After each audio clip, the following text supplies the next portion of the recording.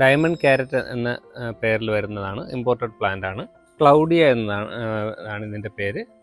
ഇത് അത്യാവശ്യം കോസ്റ്റ്ലി ആണ്, എങ്കിലും നല്ല ഭംഗിയുള്ള ഒരു ചെടിയാണ്. ടിയാറ എന്ന ചെടിയായത്. ഇത് വൈറ്റ് ടിയാറ. കാഴ്ചയ്ക്ക് രണ്ട് നല്ല ഭംഗിയുള്ള ചെടികളാണ്. ഇത് ഗ്രീൻ ഹോൺ എന്ന പേരിൽ അറിയപ്പെടുന്ന ചെടിയാണ്. ഏറ്റവും പുതിയ ചെടികളിലൊന്നാണ്. അത്യാവശ്യം നല്ല കോസ്റ്റ്ലി ആണ്. ഇത് ഇമ്പോർട്ടഡ് പ്ലാന്റ് തന്നെയാണ്. ഇത് പിങ്ക് ഗോൾഡ് എന്ന വെറൈറ്റിയാണ്. ഇതും പുതിയ വെറൈറ്റികളിലൊന്നാണ്. ഇത് രണ്ടും ഇമ്പോർട്ടഡ് ഹൈബ്രിഡ്സ് ആണ്. ഇതിൻ്റെ കൃത്യമായ പേര് എനിക്കറിയില്ല. ഇത് നല്ല വെറൈറ്റികളാണ്, ഇമ്പോർട്ടഡ് ഹൈബ്രിഡ്സ് ആണിത്. ഇത് അഗ്ലോണിമ കൃഷ്ണ എന്ന് പറയുന്ന ചെടിയാണ്. ഇതിൻ്റെ തന്നെ ഗോൾഡൻ ഉണ്ട്, ഗോൾഡൻ കൃഷ്ണ.